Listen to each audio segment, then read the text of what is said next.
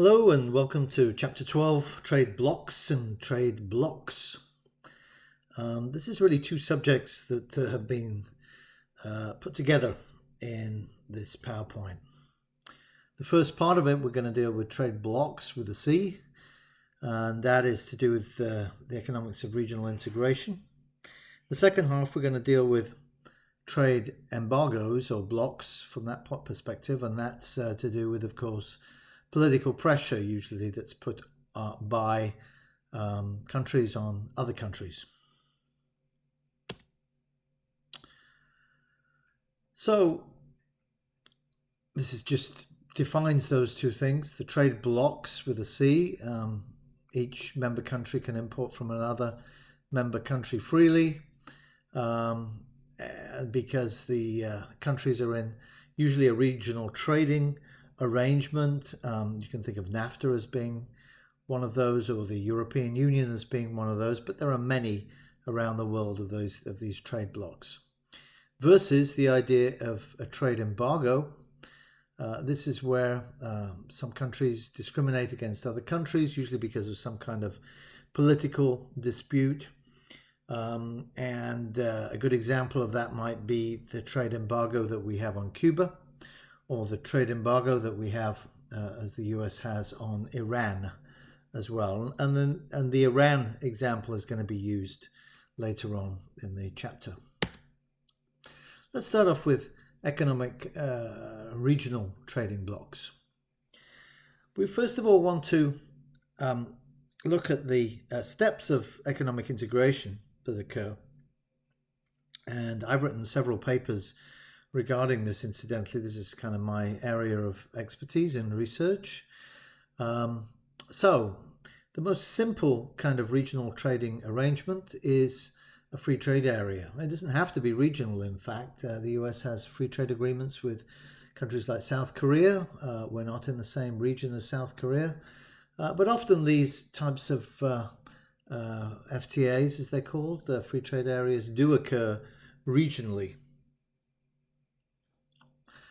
So in this case, the members remove the trade barriers among themselves, but they keep their own trade barriers, both non-tariff barriers and tariff barriers, with third countries. What that means is countries not involved in the free trade deal.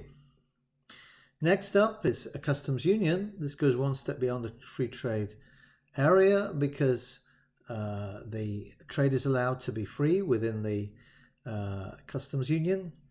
But when it comes to the trade with third countries or external countries, there's a common set of tariffs and non-tariff barriers, what we call common external tariffs, or CETs. Next up is common market, where we extend the idea of free flow of goods and services to other factors of production, so free flow of capital as well, and a free flow of labor as well. So in other words, in a common market, it means that workers can move from country to country freely, but also money can flow from country to country freely as well as goods and services too. That's a common market. An economic union, I slightly disagree with his definition here. He says member countries unify all their economic policies. The European Union has what they consider to be an economic union, and they haven't unified all their economic policies. Some of their economic policies is what they've unified, so I disagree with his definition here. I think it should be member countries unify some or all of their economic policies would be a better way of describing it, including monetary and fiscal policies, as well as policies towards trade and factor migration. In the European Union, as an example, they have a common monetary policy, not among all of the countries or member states, as they call them in Europe, in the European Union, but among the Euro area member states, monetary policies have been unified. And in the European Union, none of the fiscal policies have been unified. So that is where I think that definition there is incorrect.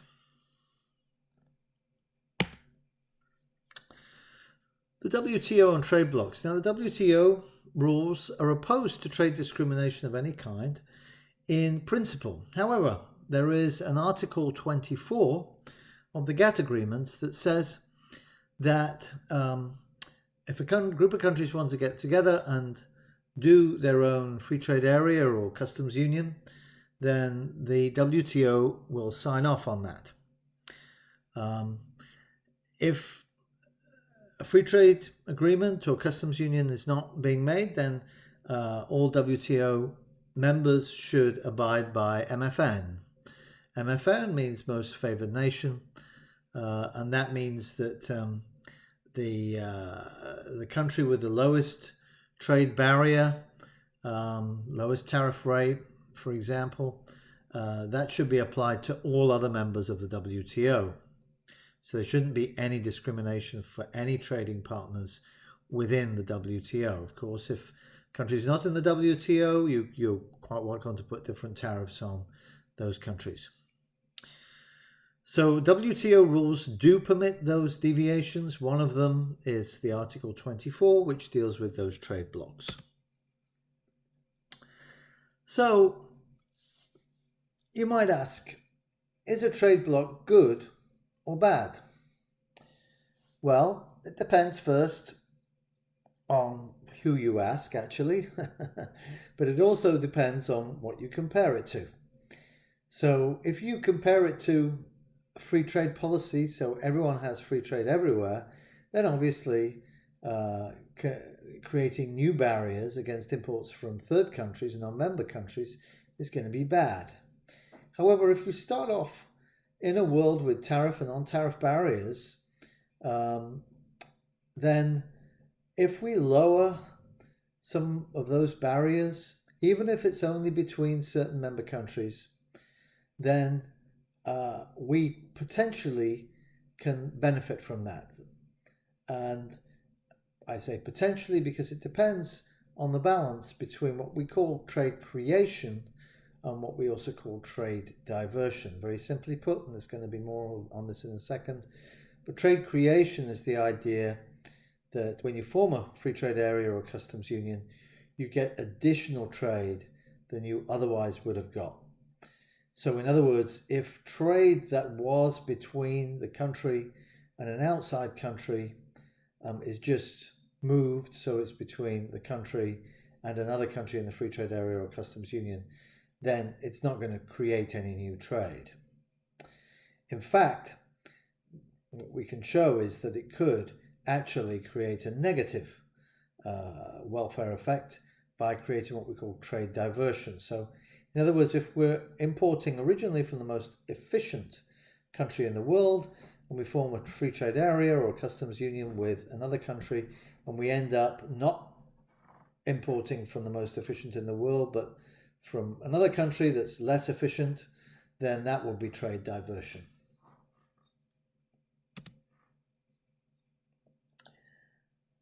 So you have these two opposing views, basically, which kind of sum up what I was saying earlier in the previous slide. So, we have a kind of gut feeling that the free trade area or the customs union, and this is why it's allowed, by the way, by the WTO as part of this Article 24, should be good because it can move, if only just a subset of the members of the WTO, towards more free trade. So if we start from an equally applied set of trade barriers in each nation, then having a group of them move towards free trade and lower trade barriers, should benefit the countries concerned and the world. Those that oppose that basically say that, why don't we focus on having free trade everywhere? So have a whole world of free trade. These trading blocs, free trade areas and customs unions, they just divert our attention from the real goal, the real prize. Not just that, but if we form them, it can artificially distort the optimal pattern of trade. And we're going to see how that is in a second, but it's due to this trade diversion that can occur. So here we have these two concepts now defined in a lot more detail. So trade creation is a source of gains. It's a plus. It occurs whenever economic integration leads to an increase in the total volume of trade. So the idea is that, in some senses, you're moving down the demand curve, more is going to be traded. So total trade increases because the consumption of high-cost domestically produced goods in a member country is replaced by imports of those same goods but produced at a lower cost in some other member country. So as we move down the demand curve, in other words, we're increasing the amount traded. Lower domestic prices also lead to an expansion of total consumption of the goods and an increase in welfare because we get the consumer surplus there, of course, as well. Trade diversion is a source of losses with these trade blocks. It occurs whenever there's a shift in product origin from the low-cost non-member exporter to a higher-cost member country producer. So it's the idea is that the most efficient in the world is outside of this free trade area or customs union, and what we do is instead of importing from the most efficient in the world, we actually end up importing from a less efficient producer, just because that producer is in this free trade area or customs union. So since trade creation and trade diversion are both possible outcomes, we find ourselves in a world of second best because economic integration is a partial and uneven movement towards global free trade. And by the way, there's a famous Nobel Prize winning economist called Jagdish Bhagwati, who is the most notable economist that has criticized these free trade areas, saying that they're really distracting us from the big prize, which is global free trade. So the net effect of the trade bloc depends on which is larger, the gains from trade creation or the losses from trade diversion. So let's have a look at an example here. Here we're going to consider the UK. And this is the UK looking at imports of cars. The UK doesn't have many car companies, by the way. It does have one which isn't wholly owned by, well, it's not owned by the UK anymore. It's an Indian company, but that's Jaguar Land Rover, of course. And there are a couple of others well, there's one other that is notable that's still a British motor car company, and that's, of course, Rolls-Royce. But most of us can only dream of owning one of those. But anyway, let's concentrate on the diagram to the left. So let's assume that the initial price of cars in the home country is £6,000. So that's how much the initial price is, and the initial price is £6,000, although the world price is £5,000. And the most efficient producer in the world is Japan.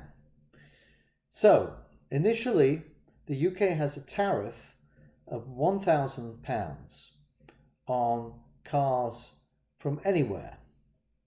So the price in the home country, the UK, is £6,000. Now the UK enters the European Union. It's kind of ironic because the UK has just left the European Union, but anyways, forget about that for the moment. Assume that the UK has entered now the European Union. So what it's going to do is look for suppliers of that product that can supply it more cheaply to the Brits, to the United Kingdom. Well, Germany comes along and says, well, we can supply it for 5,500. Notice that Germany, if it was trading on a level playing field with Japan, would be £500 more expensive than the Japanese, right? Because without that with a £1,000 tariff, that would take the actual price for the German car down to 4,500. Sorry, it would take it up to 6,500, I mean. But remember, the price for the partner country is without the tariff. So now all the stuff that was bought from Japan and gave the government the rectangles A plus C as a tariff revenue now is gone. So that tariff revenue goes, and the UK buys all its cars now from Germany, and we end up at the point B. So what's happened? Well, the consumers have gained consumer surplus A plus B. The government's lost revenue A plus C, so that's really a swap between the government and the consumers of A, so that comes out in the wash. But the government's also lost that area C. So the net gain or loss is going to be the area B minus the area C. Now in our diagram here on the left hand side, you can see that the triangle B is a lot smaller than the rectangle C. So that's why trade diversion dominates, giving you that net loss. So you can see the area B, by the way, is the trade creation, because it's the increase in trade due to the lowering of the price.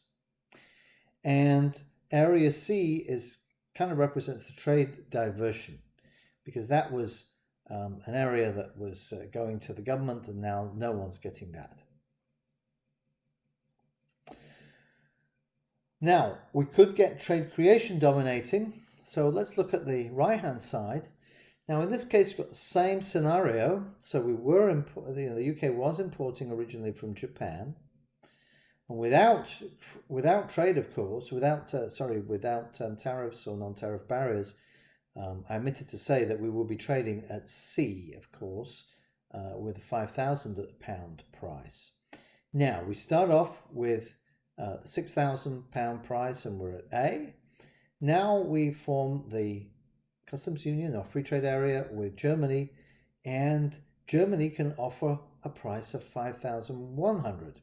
So we're going to replace all our imports from Japan with imports from Germany instead, and we do the same analysis. Here, the trade creation is pretty big. It's B, it's that huge triangle B. And the trade diversion is pretty skimpy, it's pretty small. It's that rectangle C. So in other words, the area B minus the area C is clearly going to be positive in this case. So in this case, we've got net trade creation. There are other possible gains, though, from going into a regional trading area or regional trade bloc.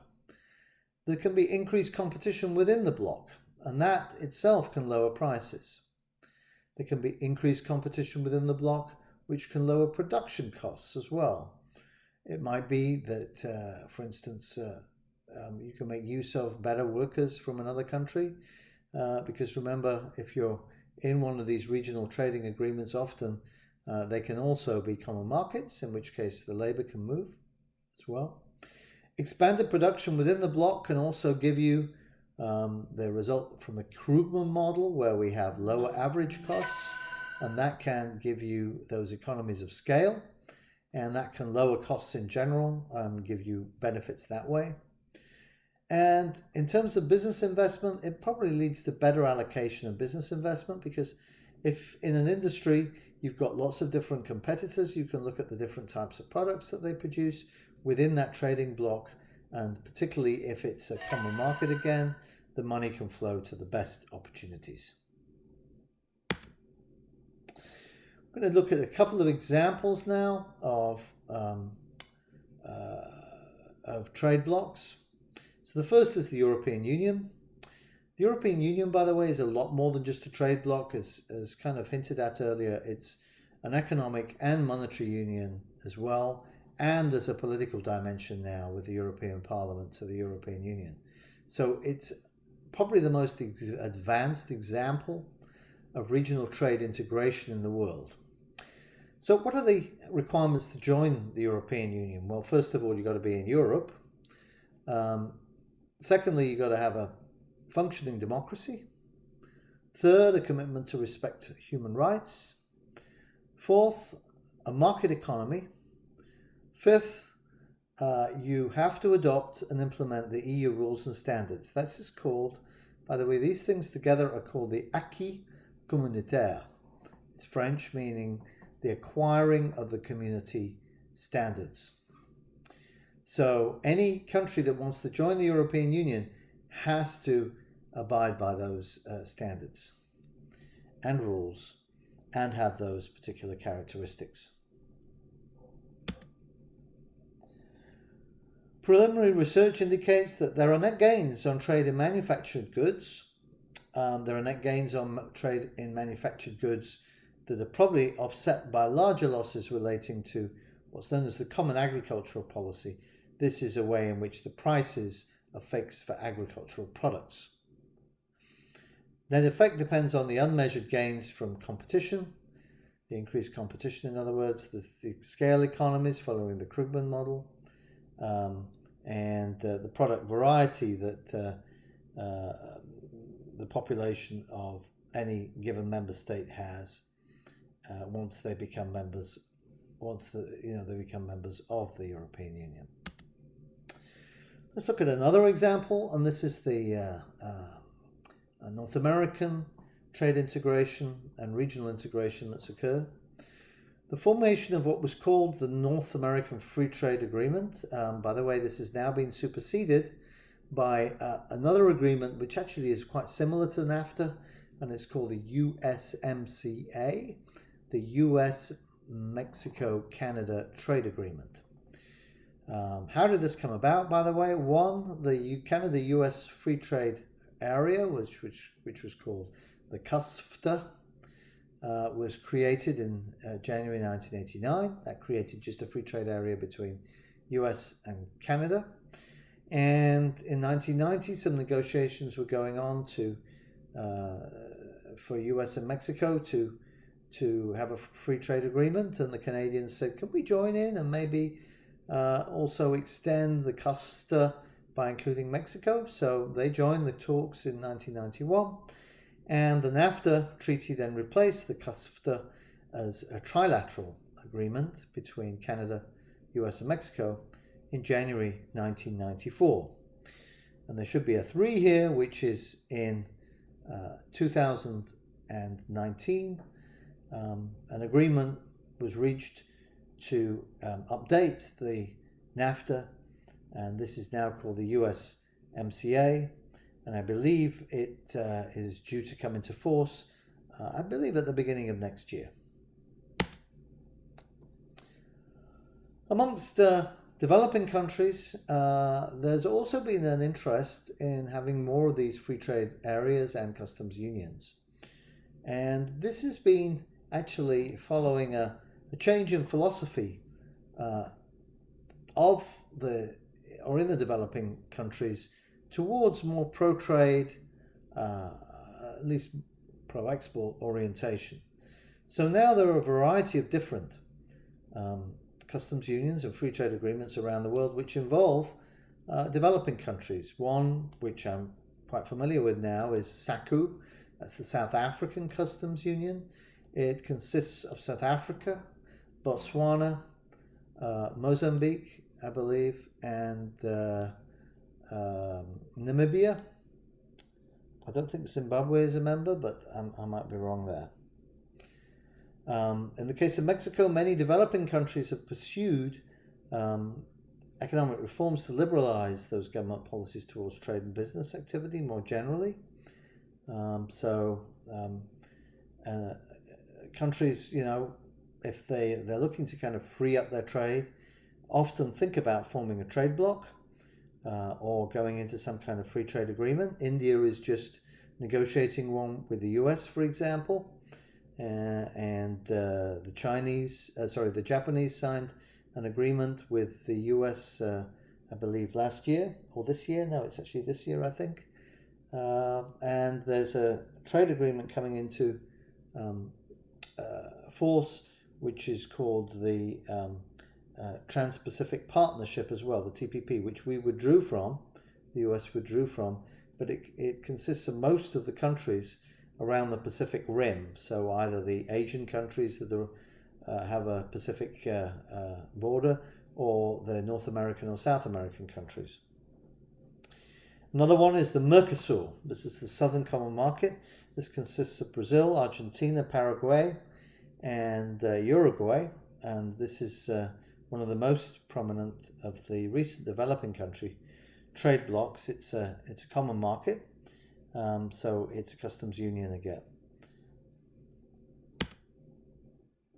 Okay, we're going to wrap it up here for this part. Part 2, we'll discuss trade embargoes.